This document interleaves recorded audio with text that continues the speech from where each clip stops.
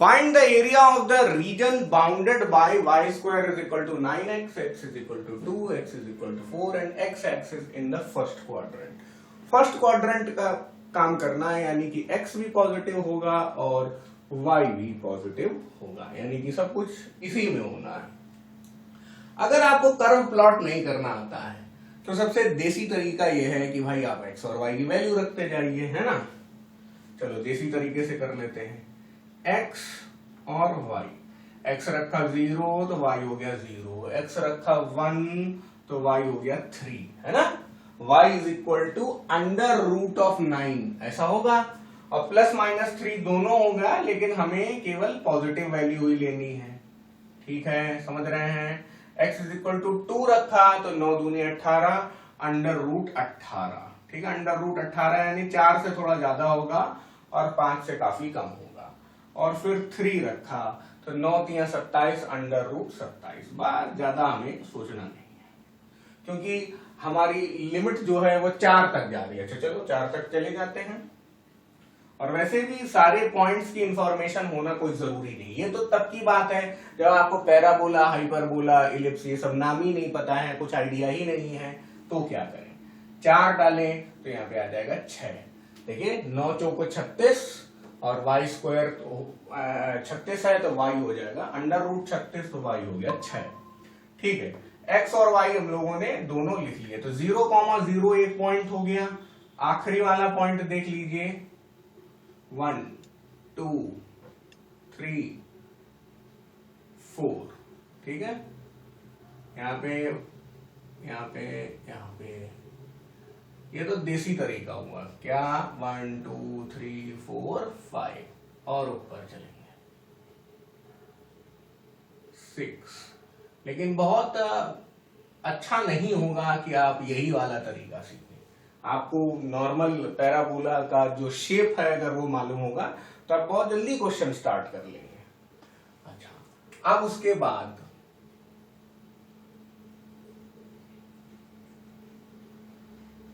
आपने मान लो ये पॉइंट प्लॉट कर लिया, ठीक है।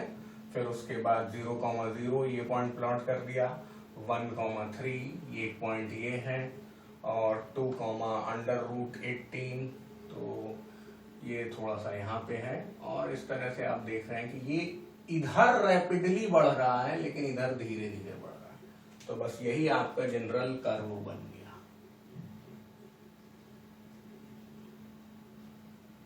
ये कर्व आपको बना दिया। बाकी अब मैं एक ज्ञान आपको दे देता हूं कि जब भी ऐसा हो, दो तरीके के होंगे, y square is equal to k x या x square is equal to k y, इस तरह के कर्व होंगे। एक और इसमें है category y square is equal to minus k x और x square is equal to minus k Y.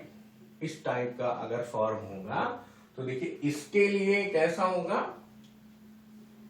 First quadrant और जो भी क्वाड्रेंट बन रहा है मैं सारा बनाए दे रहा हूं इसका शेप, तो ये आपको याद ही करना पड़ेगा।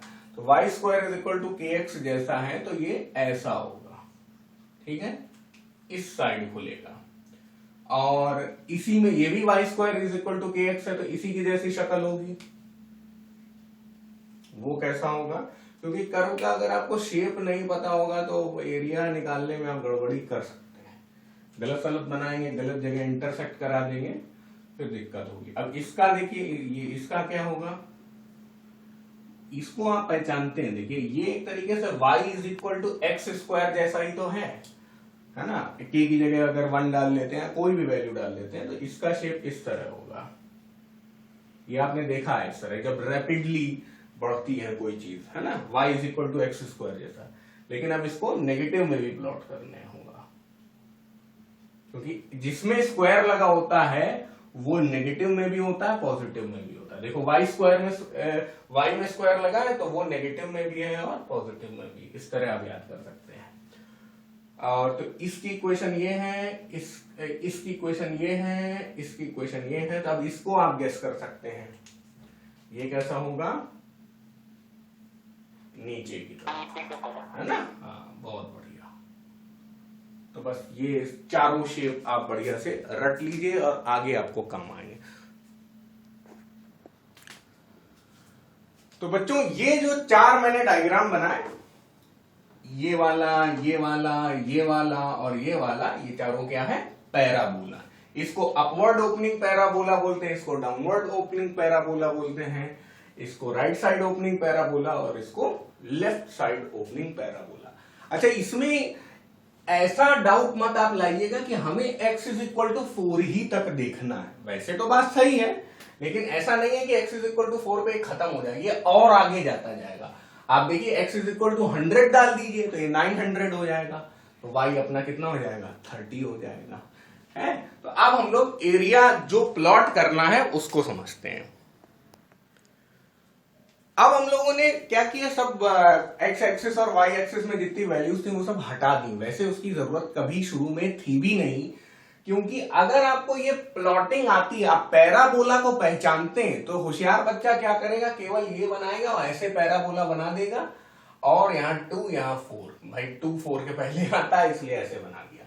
हमारा रिक्वायरमेंट क्या है? आप देखो, ये कर्व है y square is equal to 9x curve है। लिखो भाई, काला वाला जो ये मोटे रंग से बना है, this is y square is equal to 9x, और x इज इक्वल टू 2 एक बाउंड्री है, x इज इक्वल टू 4 एक और बाउंड्री है, और x एक्सिस एक और बाउंड्री है। यानी कि हमें, मतलब चारों तरफ से बंद कर दिया हम लोगों ने, हमें कौन सा एरिया निकालना है? ये वाला एरिया निकालना, ये वाला एरिया।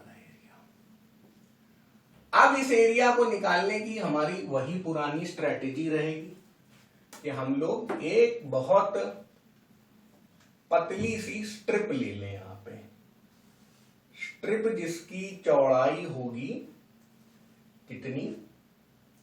dx, लंबाई कितनी होगी? y, है ना। देखो, यही तो करते थे हम लोग, यही कॉन्सेप्ट वीडियो में सीखा था हम लोगों ने। अब शुरुआती सवाल है तो प्रेम से डायग्राम बना रहे हैं, धीरे धीरे, ठीक है। कॉपी कर लीजिए इसको। तो पतली स्ट्रिप जिसकी चौड़ाई है dx, dx कहां होगी? x एक्सिस में, जिसकी लंबाई है y, y कहां होगी? y एक्सिस में, y एक्सिस के पैरेलल। अब ये y square is equal to 9x है, तो हम लोग y is equal to plus minus 3x लिख सकते हैं, but we are only interested in first quadrant, तो हम लोग y is equal to 3x root 3x लिख ले रहे हैं, है ना भाई। इसका अंडर रूट हुआ, 9 का अंडर रूट हुआ, x का अंडर रूट हुआ, तो प्लस माइनस नहीं लिख रहे हैं, केवल पॉजिटिव वाला लिख रहे हैं, because we are interested in first quadrant, ठीक है। तो अब थोड़ा शांति रखिएगा। a is equal to under root y dx, ये हम लोग पढ़ चुके हैं। ये किसी भी एरिया के लिए ट्रू है, चाहे जो लिमिट हो, चाहे जो कर्व हो। कर्व कहां से पता चलेगा? y से पता चलेगा। dx अपनी पतली स्ट्रिप की चौड़ाई है, और dx मल्टीप्लाइड बाय y किया क्यों? क्योंकि इस पतली स्ट्रिप को हम लोग एक रेक्टेंगल मान रहे हैं जिसकी चौड़ाई dx है, जिसकी लंबाई y है। आप ये मत समझिएगा कि ये ट्रेपीजियम है, ये ट्रेपीजियम जैसा जरूर लगेगा, लेकिन dx इतना पतला है कि यहां पे जो शेप है वो हार्डली मैटर करता है, और हम इस पतली स्ट्रिप को मान सकते हैं कि ये एक रेक्टेंगल है, ट्रेपीजियम नहीं है। ये अजम्पशन है, और इतना पतला होता है कि ये हमेशा सही बैठ जाता है। अच्छा, अब एरिया निकालेंगे तो क्या होगा? बस a is equal to under root, बोले तो लोअर लिमिट क्या है? 2, अपर लिमिट क्या है? 4, y की जगह क्या रख सकते हो? 3 रूट x dx। अब देखो, ये सीख चुके हो, integration of x raise to the power n dx is equal to x raise to the power n plus 1 divided by n plus 1। उसी तरह इंटीग्रेशन ऑफ dx क्या हो जाएगा? x raise to the power 1/2 dx, ये हो जाता है x raise to the power 3/2 divided by 3/2, और ये हो गया 2/3 x raise to the power 3/2। ठीक है, ये कॉपी कर लीजिए। अब ज्यादा कुछ बचा नहीं है यहां पर, है ना। a इज इक्वल टू, ये 3 को बाहर ले लिया क्योंकि ये कांस्टेंट है, अंडर रूट एक्स एक बार फिर ले लिया फर्स्ट टाइमर्स के लिए। अभी मैं बहुत स्टेप चाहूं तो गायब कर सकता हूं यहां पर। अंडर रूट एक्स डीएक्स जो है वो 2/3 एक्स टू द पावर 3/2 हो जाता है। तो 2/3 x to the power 3/2, upper limit है 4, लोअर लिमिट है 2। बहुत मजा आएगा आपको, आप 2/3 बाहर ले जाइए, कोई शुरू से भी बाहर लिख सकता था। और अब इसको बाहर ले गए और लिमिटों को अंदर ले आए, ये भी काम किया जा सकता है। 4 raise to the power 3/2 minus 2 raise to the power 3/2, 3 cut गया। अब आप अपना इंडिसेस का ज्ञान भी लगा सकते हैं यहां पर।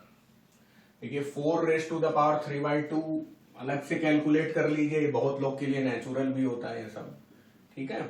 देखिए 2 स्क्वायर 3/2 है, 2 कट गया, 2 क्यूब कितना होता है 8, 2 रेज टू द पावर 3/2, यहां तो कुछ काम है नहीं, तो आप इसको लिख सकते हैं 2 raise to the power 1 into 2 raise to the power 1/2। भाई ये उन लोगों के लिए जिनको कुछ नहीं आता है मतलब वरना ये सब करना नहीं चाहिए मुझे।